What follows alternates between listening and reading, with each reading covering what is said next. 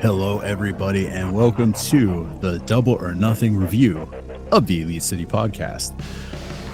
Just shoot right off the bank. This was an awesome pay-per-view, which we expected. And congratulations on beating me on the pay-per-view. Oh, picks. Did I? I didn't think I did. I thought I got a couple of big ones wrong.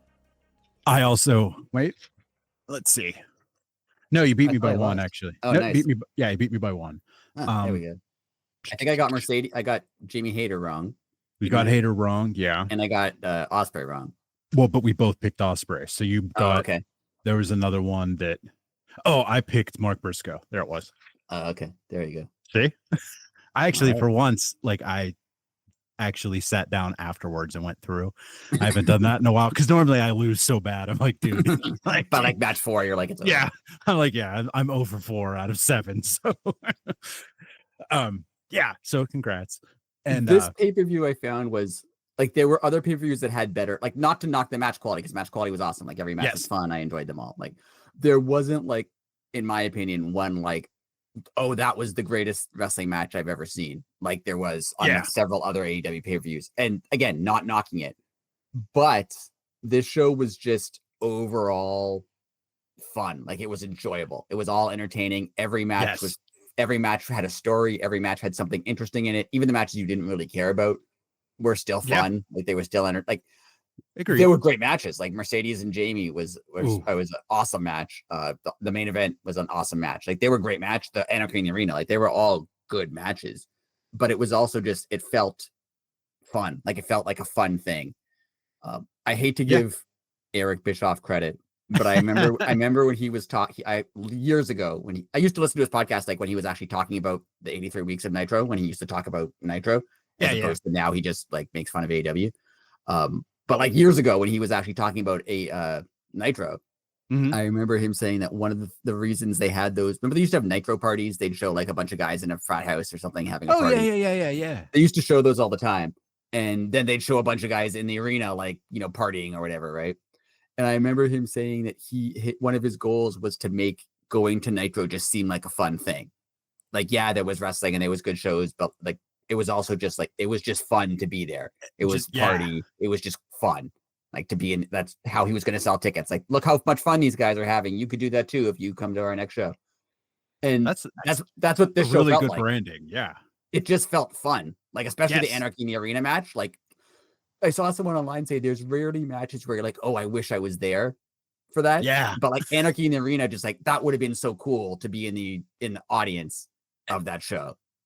That is we'll start there. It's one of the topics that I have picked off for this evening. I really liked the 4-camera setup. Yeah. I thought that was really cool, but I also liked how with the 4 cameras going, they were showing you replays of things that you missed when they would go to full screen. Yeah. I think they kind of figured out the formula on how they did to do it this. better. They did miss a couple things. They missed someone go through a table. I forget who it was, but you're right. Then they immediately showed it afterwards in a split screen. Yeah. And it was more it was more when I say it was less chaos, I mean it as in the production of it. Of course, the match itself was chaos, but this seemed more fluid. It seemed more, I don't want to say professional because they're pay-per-view matches. They figured it out. They got the cheat code put in now. They kind of know how it works. And this one has now kind of I think this is the blueprint and that's how they're going to do it. And I really hope they stick with it because this match, when there's one that's, this one was brutal, but when there's one that's gnarly and they do it this way, it's going to be really fun. Yeah. This one wasn't not to say that they didn't have crazy stuff. Exactly. But it wasn't super violent. Some of the past ones were there wasn't blood everywhere. The Mark Briscoe Ricochet match was probably more violent than this match. And not to say it wasn't the thing with Willow's ear was disgusting, but oh yeah, I forgot about that.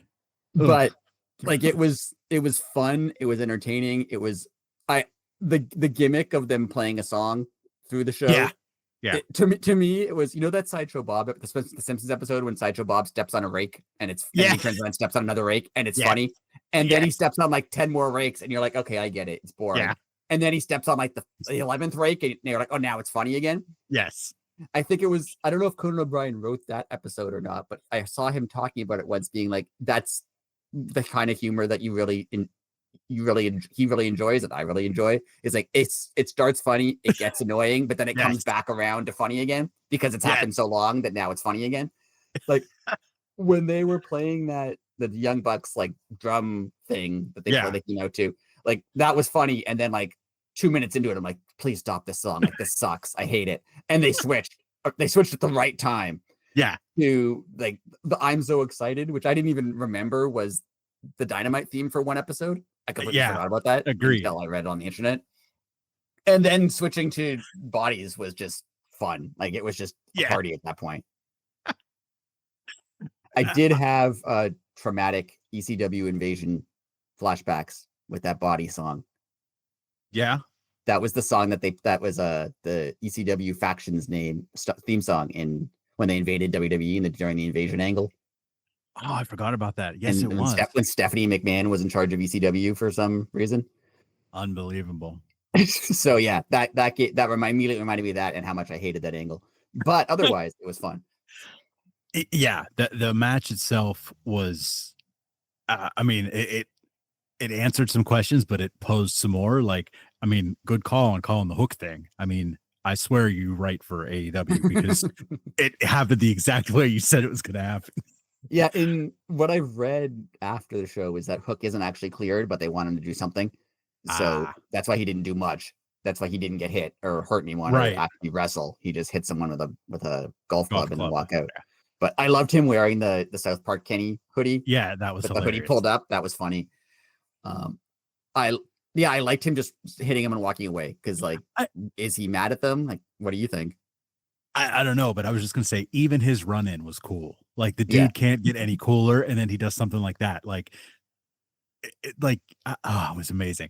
Anyways, I like what they did because, like I said, it posed some questions. Now, I really hope they just kind of like let it go, right? And then the ops ask the question, like, okay, he showed up at the pay-per-view, like, just for the podcast sake, we're on Wednesday. And they're like, okay, well, why isn't he a Dynamite? Yeah. Like I hope they do something like that. And then let it just give it some I hope it's not like Hook will answer for his thing. Tonight on Dynamite, we'll have an interview. Like, don't do that. Have the ops try to get him to come back. Like, hey, have you heard from him? Like, no, I texted him. He didn't write back. Yeah, have something like that. And then that just like let it breathe a little bit. And then that was just a fun match. What do you think about the Hook thing? Do you think he's mad? Do you? I guess I kind of avoided it. I'm gonna say. I think he's kind of mad. I think he's like, you replaced. I got hurt, and he's gonna do what a heel. I think he's gonna turn heel, and he's gonna do what a good heel does, where it kind of makes sense, but he's taking it too far. He's gonna say like, "Hey, when I got hurt, you replaced me, and you barely even called me afterwards." And Samoa Joe will be like, "What are you talking about? I did call you, and we had to get someone else to replace you. The match was scheduled. Like, they'll both be justified, but Hook's just going to be like kind of snippy about it, being like, "No, you didn't have to," and they'll be like, "No, we actually did." He's like, "Nah, you didn't have to," and I think that's good. I want a Hook Samoa Joe feud, so I think that'll be fun. That would be great. Now, with that being said, the show opener, the women's Owen. Oh, before we get off that Anarchy, the only thing I wanted to mention is talking about people who are just super cool all the time. Yeah. Swerve just like casually stapling people, but like not being mad about it, just like walking around, just like casually hitting people with a staple gun. Incredible. And the fact that he wrestled about 25 minutes with a staple in his tongue. Yeah, when they did it, I thought that they didn't actually put the staple in his tongue, or just spit it out or whatever, right? But like, no, then he still had it there 20 minutes later. Yeah, that's gross. That was gross. The Willow thing, even the crowd was chanting, "Please help Willow!" Like, yes, she was chained up for like 10 minutes, where I was just just get her out, just get her out. Like, I felt bad.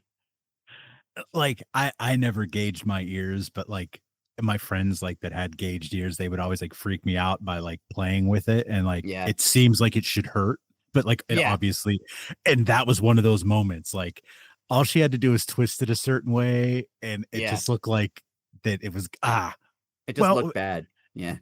Didn't Mox do that to Jeff Hardy with a screwdriver? Was it Mox? I know someone did it to Jeff Hardy with a screwdriver. Okay, well, but I think it was in WWE. I think it might have been in WWE. Okay, but it was like it was one of those things that again, it didn't hurt him at all, but it looked so gnarly. Yeah, it was gross. It was very gross. But as I was saying, the women's Owen, opening the show, I liked the way that they bookended the show with the Owen tournament. Yeah, and that was a great match to open the show with. Oh, I mean, the bar was set so high for the evening. Now, I've one question. If maybe you even know the answer to. Was there a reason why there were no hearts on AEW TV for the Owen this year? No, I don't know the answer to that. Like, because Martha would usually at least present the trophy, and then like she wasn't there to announce the tournament this year. She wasn't at the pay-per-view. I guess the only thing I can think of is that this is based on nothing. That it wasn't in Canada. Like maybe she didn't want to travel. Like the last couple of years they did it in Canada, and that's true. Maybe she just didn't feel like traveling. And I'm not going to get political, but I wouldn't go to the US right now. So yeah, I get it. I totally get it. So that might, I don't know. I'm just guessing. I have no idea. Because it was, I don't want to say took from it because the tournament was still good. It was still fun, but I don't know, just her and having the kids there to present the trophies and the belts was always a cool thing. Nice. Yeah. But this match, I mean, Jamie Hayter is a benchmark in the division and in wrestling in general. She stamped her name into the concrete on this one. She proved that she's back, and she proved that she deserves to stay on that main event level. This match was just killer. Mercedes has been having some like really hard hitting matches where like she gets hit a lot, but also she hits a lot. And that's not typical for her, at least for her prior to AEW. She was like more of a, not technical, but she was more of like a technical cross high flyer wrestler. Right. She wasn't like her matches weren't as like not brutal, but they just hit hard. Like it looks like everything hurts. And they both did such a good job of it. Like that looked bad. And I think the move what was the move where it looked like Jamie landed right in her head? Was that the finish? No, it was right before the finish. I know what you're talking about. The finish. She looked like she landed like right on her head. Like maybe she wasn't supposed to land right on her head. I'm assuming she's fine, but that looked bad. It did. But it also looked like a New Japan kind of thing. Like in New Japan, they drop each other on their heads all the time. So maybe they were both fine with that. Like, I don't know. When they showed the replay, she did hit her head, but it didn't look as, again, this is going to sound like I'm making it sound like it wasn't bad. It was bad, but like her head she was just starting to tuck, and it looked like her forehead scraped instead of like falling on the crown of her head, if that makes any sense. Yeah, that makes sense. I mean, it was still gnarly, and it still probably hurt like, hell, but it was. Speaking of hurting, I know they wear knee pads, but how does Mercedes do like the Meteora? Like it looks awesome, but like when she does it out of the ring onto the floor, like isn't she gonna be? How is she gonna be able? Like no, like I think it looks great, but like how is she gonna be able to walk in 5 years? Like doing that, like that's how could she walk 5 seconds after doing it? Right. Like you hear all those stories about like, oh, Hulk Hogan didn't wrestle a particularly high flying or physical style, really. Right? Like it was punch, kick, leg drop most of the time. But like he had massive amounts of surgeries because like the leg drop just hurts your knees and your back, like just dropping like that all the time. Same with Matt Hardy. Like Matt Hardy apparently did a bunch of surgeries because he was doing leg drops off the top rope. And like her doing knee drops like that, that's gonna hurt. Like I know you have padding, I know you like brace yourself, but still. Yeah. Oh, I'm with you. I mean, it looks good. Like I get why she does it. It looks really good. But now I do have a question from her WWE days because I accidentally said something during this match. I called one of her moves the bank statement. Yeah. That was that her finisher, or That was that was her just finisher. That was her okay? finisher before. Yeah. Okay. I think I, now it's like statement maker. It's the same move. okay, that's what I was gonna say. I Yeah. told Brett and Steph I'm pretty sure it's the same move as she has now, but okay. Yeah. The moves were better named when she was like, to be honest, when she was Sasha Banks. She had the bank statement and she had something else, but they sounded better. I get why she can't use them, but they did sound Right. better. But but okay, we now have Mercedes versus Tony Storm. What a Now, huge match. what a huge match. But this leads me into one of two complaints. It's not all, cookies and rainbows, Elite Sure. City. Um, I kind of think they shot themselves in the foot by doing this, because now your main events are set for July and you still have a pay-per-view in June. This is how I would solve that. Do they have a pay-per-view in June? I assumed there was one. No, they don't have one. ROH has one. They have like the TV. Oh, specials. that's right. The TV. Okay. They have the 2 4-hour specials. Okay. So that solves my gripe, because I was going to say, what are you going to do? Because you're not going to put the belt on somebody for a month, but okay, I get it. I didn't realize that. My concern though is, what do they do? Because I mean, you can always guarantee a pay-per-view is going to have 2 women's matches at least, because there's 2 titles. Yeah. But if they're both in the same match, what are they going to, like? They can't only have one women's match. That's silly at this point. What are they going to do with the other one? True. Well, just they'll probably throw something on there, because it's definitely going to be title for title. Yeah. And you're not going to have Mercedes lose her unbeaten streak to just win the main title. Yeah, that's a good question on what they're going to do. I mean, unless they start a women's tag tournament, like maybe they have some women's tag team matches. They might do that. I don't know. Well, they got a bunch of 4-hour blocks of TV, so they could do like start a tournament. Yeah. And in 2 weeks it could be over. Yeah. Oh, that'd be sick. That'll be fun. Yeah. So yeah, that's my one gripe, but we'll get to the other one in a minute. But this match, as you said, was fantastic. So good. Mercedes' string of matches. Yeah, that's what I was just gonna say. She's on a year or 2, year and a half, maybe. Like, she had admittedly kind of a rough start when she got here, not wrestling wise, but like she kind of had a rough start coming into AEW, because she was playing a face, because she had to, because she was going to get cheered. But she's a better heel, so it was kind of awkward for a little while. But the last, I don't know, year, like her string of matches, her against Willow, her against Statlander, her against like just everyone, has just been so good. Like, she's had a string. Like, I don't think she's had a bad match in a long time. Like, not even anything less than like a 4.5-star match in a long time. Oh, they've been so good. She just keeps setting the bar, and she keeps making AEW look like the place for women's wrestling. Yeah. And it just keeps getting better. Like I know I say it all the time, and I said it last week, but like again, I'm going to talk about Britt Baker, but it's all or none right now. Like, you can't, I don't want to say that Britt half-asses it, but like, you either be full-time wrestler or full-time dentist. Yeah. Because the wheels are moving in this division. Yeah, it's really good. Like, they're all really good. And like, I want to know what happens to Jamie after this. I want to know what happens to Mina after this, because she lost too. Like, what do they do? Like, Willow, what happens there? Like, I want to know what's going on next. It's exciting. Well, that's the other match. Mina and Tony Storm. Just again, off the hook. It was just so good. Like, for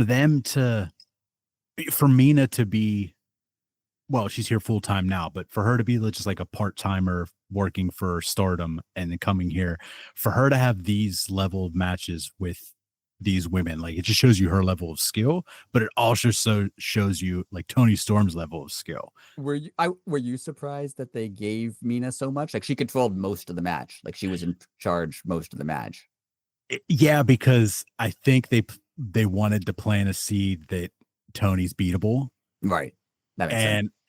And like, it's going to make Mercedes look, I don't want to say like, because again, Mina's one of those people that, she could have that loss didn't affect her in one way or the other. Right. It She could was have, very popular. yeah. I mean, not that they would have put a squash match on a pay-per-view, but just say it was a little more Tony Storm's way. Especially because everyone sort of thought there was no chance of Tony losing. Like that, you exactly knew that match. Yeah. Yeah. So you put it a little more Tony Storm's way. It doesn't make, it kind of makes the women's Owen a little less impressive because it's like, oh, well, how the hell are you going to beat her? Like, you know, she just destroyed Mina, who's like one of the top 3 in the world. Right. So, yeah. But again, just another banger and another Tony Storm classic. Like everything she does is turning to gold. And it's wonderful. She's really got down how to, like, talking about Mercedes had a kind of rough start. Tony, when she switched characters, obviously the character was amazing kind of from the beginning. But at the beginning, she wrestled a little, like it was hard for her to wrestle in character. Yeah. Like, how do you have a tough women's match while also being in character? It took her a while to figure that out, but now she really has it.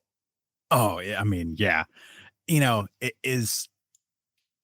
Brett's wife, Steph, asked me this during the pay-per-view. Do you think this is Tony Storm till the end of time? Do you think she's going to be timeless Tony Storm for? Yeah, I think she'll change it up. Like it won't not gonna be the exact same gimmick. Like, I mean, it's already not the exact same gimmick that it was before. Like, it was more before of like she was confused and lost and like thought she was in the 20s, and now she's kind of like just throwing out innuendos and like full of herself. Like, she's more confident now. Like, she's already changed it up, but she's still the same character. I can see her doing this for a long time and just kind of tweaking it a little bit. That's basically, but it'll still be timeless. I don't think she's ever going to go back to the other rocker one. Tony Storm, and it'll be a long time before she switches from this one, I think. Same.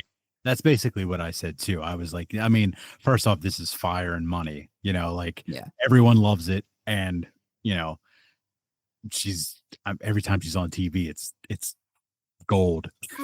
Yeah. Like they put her on commentary. They could put her on commentary for matches I don't want to watch, and I'll watch it because Tony Storm's going to be there. There'll be matches that otherwise I wouldn't care about. Like, oh, I'll go get a snack during this match. But like, oh, Tony Storm's doing commentary, I'll watch that one. Like, she's good. Speaking of matches I didn't care about. Well, before we go there. Oh, okay. I know what you're going to get to, but before we go there. Yes. I guess Mariah May is actually leaving. That's the way it looks. Because they didn't mention her at all in any way. So I'm assuming she's actually gone. They would have mentioned her if she wasn't gone. I think so too. Unless it's a ruse, but I also think she's gone. Yeah. Hey, more power to her. Yeah. She's, like we said, she's like literally 25 years old. Make as much money as you possibly can, so you never have to work again. That's the absolute benefit of there being two companies. And before we go to the matches, I'm going to go to an aside that I was talking to you about before. Yeah. And Tony Khan actually mentioned in the press conference afterwards that WWE is counter programming them every time. It's not convenient that, oh, look, we're going to have 2 pay-per-views on every single time AEW has a pay-per-view. No, they're doing it on purpose, obviously. Yeah. Which, fine. If you're competition and you're trying to compete with someone, you're allowed to do whatever you want. Go for it. But their insistence that they're not competition, they don't care. But we just happen to have a show at the exact same time as your show. But we don't actually care. Oh, your next show also, we're having a show at the exact same time as your show. we actually rescheduled this one to make it so we have a same show. Like, come on. And they're running an NXT show at the same time as All In. And there's like a promo code for advanced ticket sales for everything. Yeah. Whatever the promo code is all WWE. Yeah. Instead of all in. Yeah. Yeah. But anyway, the reason I'm mentioning that is WWE isn't worried about AEW putting it out of business. They're not. Like, they're WWE. No, right. They're not even worried about AEW surpassing it in ratings or public consciousness or any, like, they're not worried about that. Like, WWE will always be WWE. But what they are worried about is what we're talking about with Mariah May. They're worried that, oh, there's this other company where you can wrestle in front of 20,000 people and you can make good money, and they're going to drive up salaries. Like, having 2 companies is going to drive up salaries. Like, someone, realistically, any single wrestler whose contract runs out at WWE, they are going to go, hey, what is AEW going to pay me? And then come back to WWE and go like, hey, you have to pay me that much. Or else I'm bouncing. Right. Yeah, totally. And that's why they were mad at Swerve being like, oh, AEW paid him too much. They're throwing off the market for wrestlers. Like, the market for wrestlers is whatever someone's willing to pay for a wrestler. That's the market. Yeah. Yes. Yeah. That's not your market. That's what you were complaining about. Right. They're just mad that they've had 20 years of being able to just set what salaries are. And if we're going to pay you $40,000 to travel the world and wrestle 300 times a year, you have no other choice. So that's what you're doing. And now, if we want to get a wrestler, we have to actually pay them. Yep. Like, that's why they're mad. And that's why every time someone, like, even if they're leaving AEW, like, I'll miss Mariah May in AEW, but if she's going to make 10 times more than she would have if there was no AEW and she was coming from Stardom, because, or even what would Stardom be able to pay her? You know, right. Like, yeah, there's no chance to counter offer WWE and Stardom. Right. And even if you are countering WWE and, Stardom or New Japan, WWE's argument will be like, oh yeah, maybe they're going to pay you just as much, but you have to move to Japan. You have to leave your family. You have to move to Japan. You don't want to do that, right? No, of course. You just come work for us instead. But now, I don't have to move. I can wrestle basically the same schedule, if not less often. Yeah. For another company, also in the United States, and wrestle in big arenas and wrestle in stadiums. Like, then, yeah, why would I not do that? So, yeah, good on everyone. Every single wrestler who pits the two against each other. Because as much as we like Tony Khan, he's still a rich billionaire. So he should be paying salaries too. So go for it. 100,000%. Well, speaking of Tony Khan, I'm going to complain about the trios match. It literally made me get up and go home. And then I love that not only did you leave when you were watching it and go to sleep, but then like for the next day, I had to like force you to watch the rest of the show because you were just so bad. Yeah, I was furious that this match happened at 11:20 at night. But this is why I was mad. That match served absolutely zero purpose. That wasn't for the trios titles. It was a match that they threw together on Collision 3 days before. And then everybody was so pumped because the end, you saw Tanahashi. Okay. We've seen Tanahashi a bajillion times now. That could have totally Forbidden Door isn't even the next pay-per-view. Also true. That could have been the ending of a Dynamite. They could have done that on Dynamite at Collision easily. Yes. Now, take the other side of that coin. I wouldn't have been as mad as when I watched it on replay the next day. Yeah. Way later the next day, as Rick just said. It would have made more sense for that to be CMLL people because you have the Arena Mexico show coming. I would not have been as mad. Yeah. Like, again, why is Tanahashi and Ishii there? I mean, it was awesome. Like, but again, you put that at the end of a Dynamite. Brody King, awesome.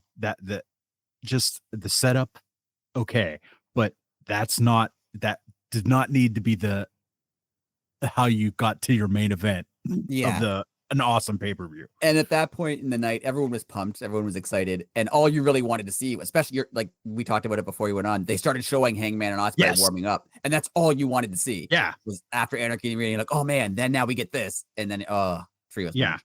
And then trios, as I said, it was a pointless trios match. I don't think I would have been as mad. I know we cut up on the titles all the time, but I wouldn't have been as mad had it been. And again, I know the ops were in Anarchy in the arena, but that's how much this match didn't need to happen. Yeah. I saw someone did say that they should have switched it with the Hurt Syndicate match because that would have been fun. The Hurt Syndicate match I didn't really care about because you knew Dustin and Sammy weren't winning, but like they're all entertaining and it was at least for something. And there was a storyline there. There was like the stuff with MJF and like, that was something. And it was shorter than that trios. And it was shorter. Yeah, that's also the thing. The trios match was like 15 minutes long or something. Like, again, no problem with any of these guys. They're all good rest. But at 11:20 at night when all you want to do is watch the main event. Yeah. And then you have 20 minutes of this. It was just I felt bad for them too, because you know that they had to know that that's how everybody felt. Right. Like, you know that everyone in the arena is like, just get out of the ring. We want to see the next match. Like, and none of that was because they don't like them. Right. I mean, this match, there was nothing wrong with it. It like when I say it fit in, like it wasn't the worst match on the card. No, it's fine. But You're 1000% correct. Like everybody just wanted it to end so they could get to the main event. Like, it was just all around. It was placed bad. It was that Simpsons episode, another second Simpsons reference when Poochie's in the thing and they go into the fireworks factory and Poochie just keeps talking and Miles is like, when are they going to get to the fireworks factory? He just starts crying. That's what it was. You're like, I don't want to see this. I don't hate it, but like, I don't want to see it at 11:30 at night. Like, the main event started at like 11:45. Yeah, I was asleep by then. That was like, again, I will never complain about the length of the shows because you're spending money on them. Yes. And it's good. Like the shows are all very, very good. This is super entertaining. I watched the whole thing thinking this is super entertaining. I was enjoying myself. I was having a good time. I liked all of it. There wasn't anything that I would say, oh, we shouldn't have done it other than put it in the trios match in that spot. Right. But, and I know it was in Arizona, so the time zone is different. But like, also true. But it was like, by the time I turned off the TV, it was like 12:45. Like that's really late. Yeah. All it has to do is start at 7:00. Just start at 7. Yeah. Just start at 7. Like, and then you can have a 4.5 hour show and it still ends at 11:30 instead of 12:30.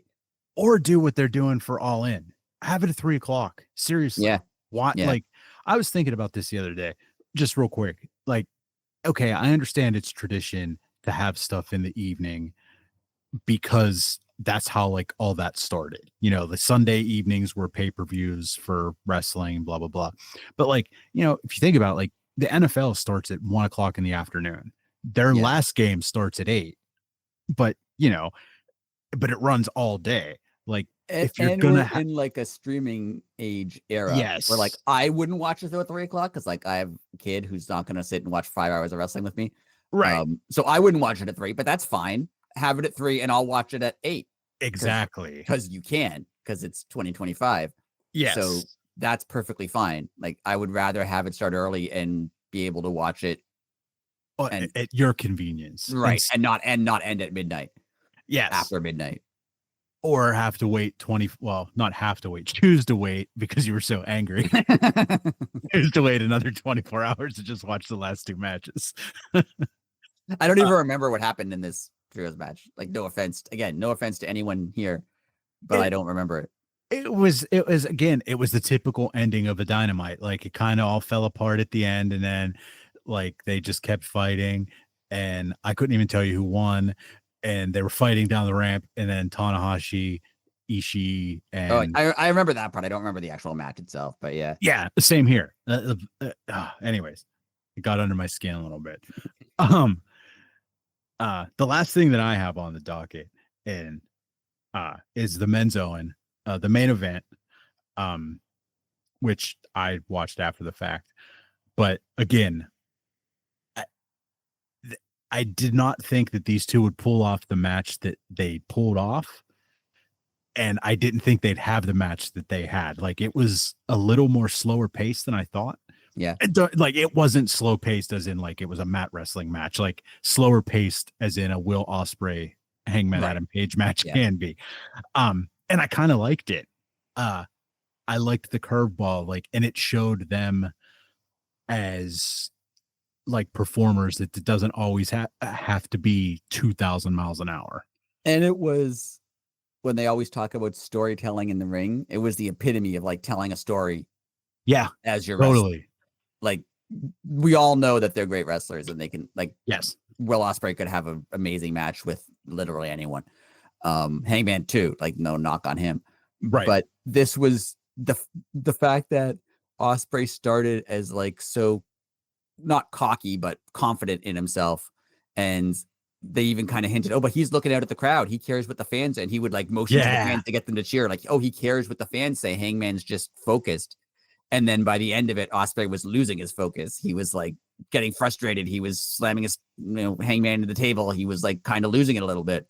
And like, that's a story there. Like he walked in so confident and so sure that he was going to win. Right. And that he was the best wrestler in the world. And Hangman just like put his head down, was like, I'm going to wrestle this match and I'm going to do a good job. And like, it was a great story. It was everything about it was great. The ending was incredible. It was I didn't think Hangman would win, and I didn't think Hangman should win. I thought Ospreay winning was the right call before the match happened. We talked about it. Yes. And I thought Hangman's redemption didn't have to be a title. I thought it could, but the fact that Hangman's redemption was using Swerve's move to try to win the match. Like, also cool. Yes. That's how he redeemed himself. Like, I accept that he's a good wrestler and that I'm going to need to be like him to win, was so good. Like, the match was so good. When he did walk back down to the ring at the end, but it was to shake his hand instead of to be more violent. Yeah. Like, it was just like the Swerve match, except this time he was walking to respect someone, not to hurt someone. It was perfect for a company that doesn't tell any stories ever. Oh yeah, never. So good. Everything about it. Hangman is like ring storytelling, promo story. Like, he's just, as a storytelling wrestler. Again, we've said this last week. Yeah. The idea that like, oh, winning an Emmy. No, he's not going to win an Emmy. Of course not. It's wrestling.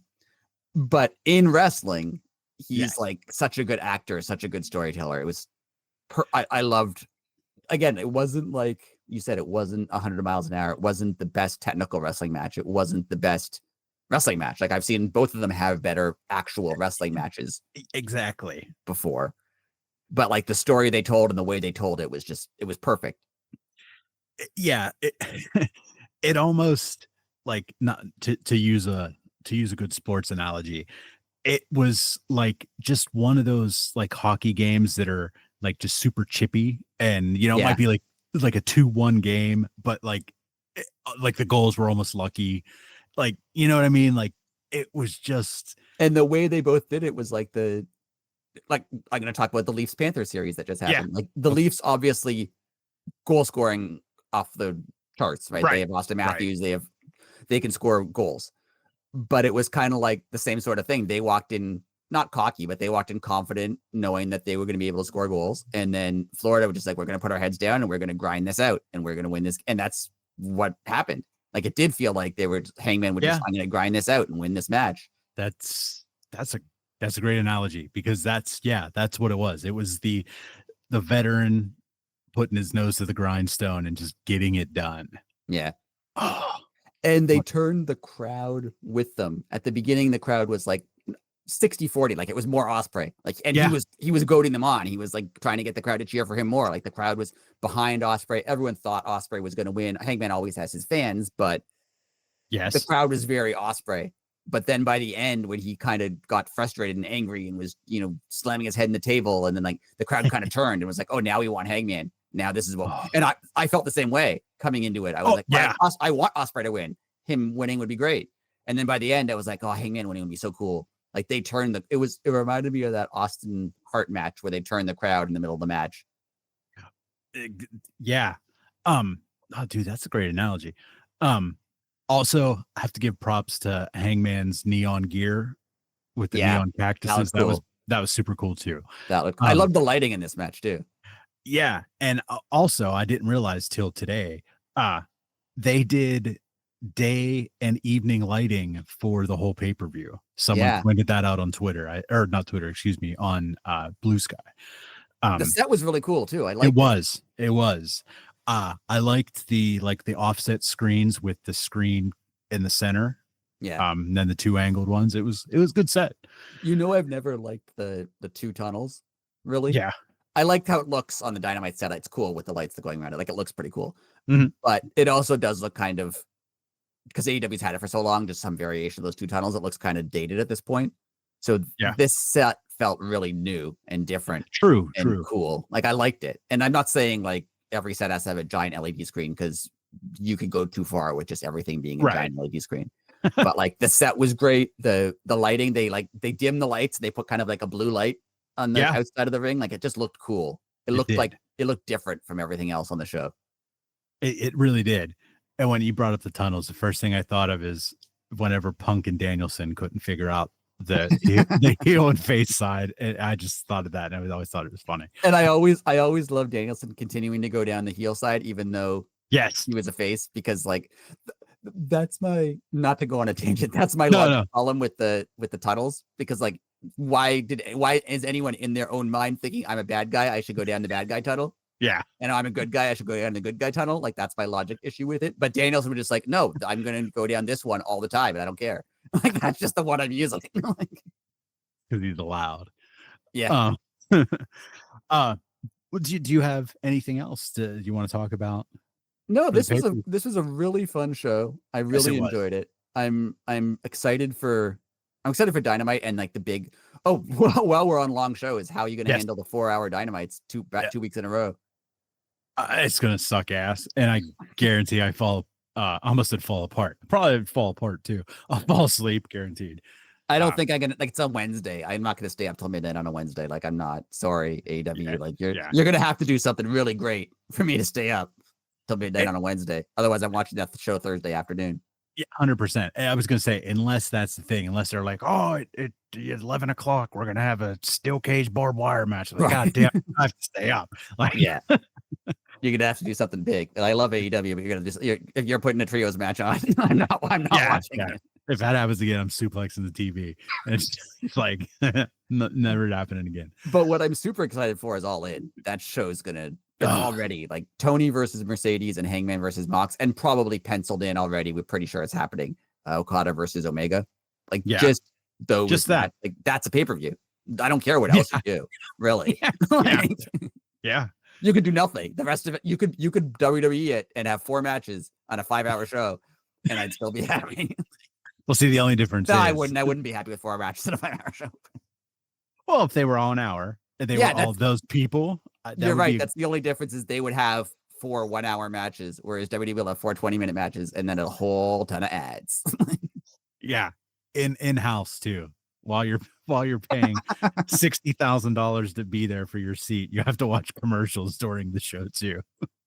I think I've told you I haven't watched it in a while, but I've tried to watch WWE, like the first Saturday night main event they had. I've tried to watch it because not so much now. The internet, I don't know if you noticed, the internet views in WWE have turned, and people don't love them as much anymore. Shockingly.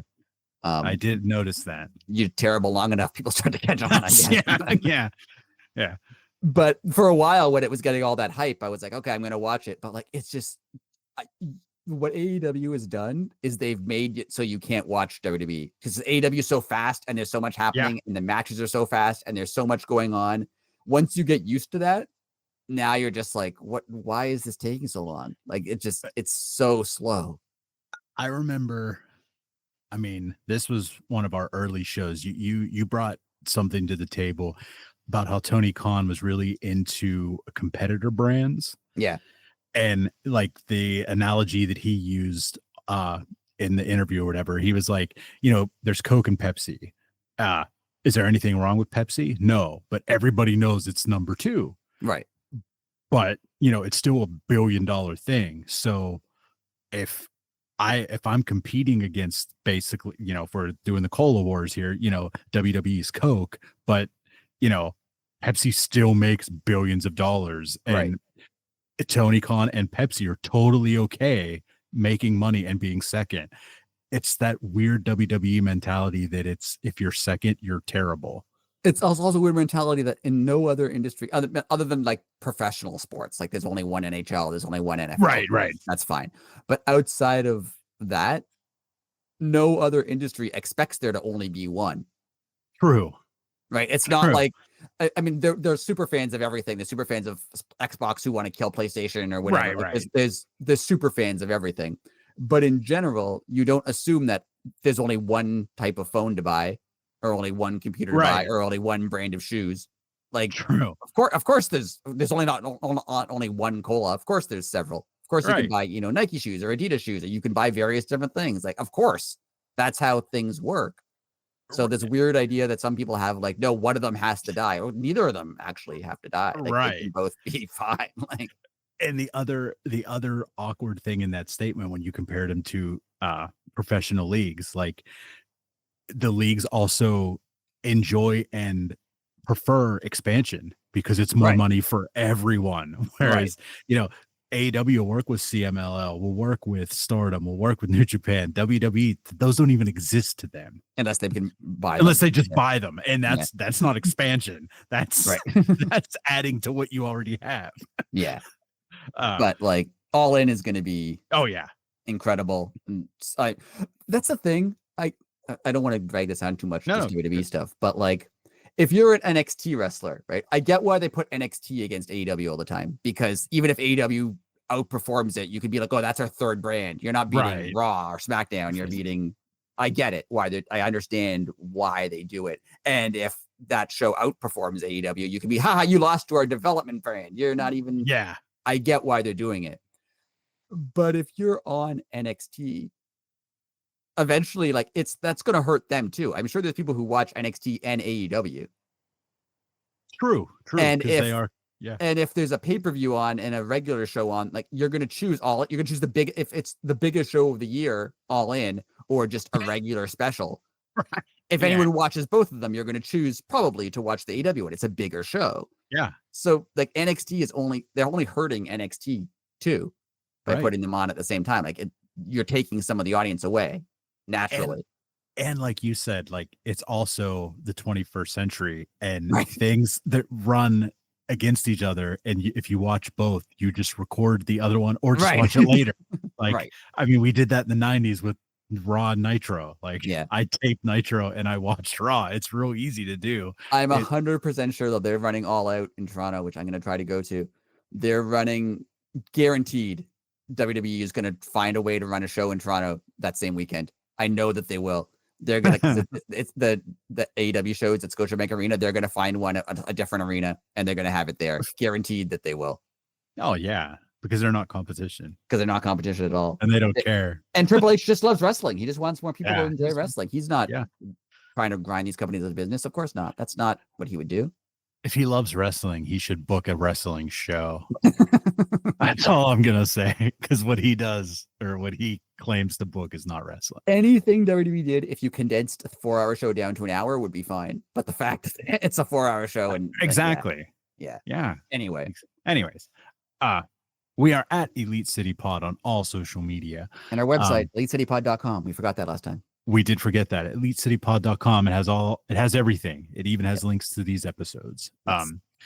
So give us a like, subscribe, comment, share, all that fun stuff. I said I'm out of order just to be funny. Yep. It was on purpose, ladies and gentlemen.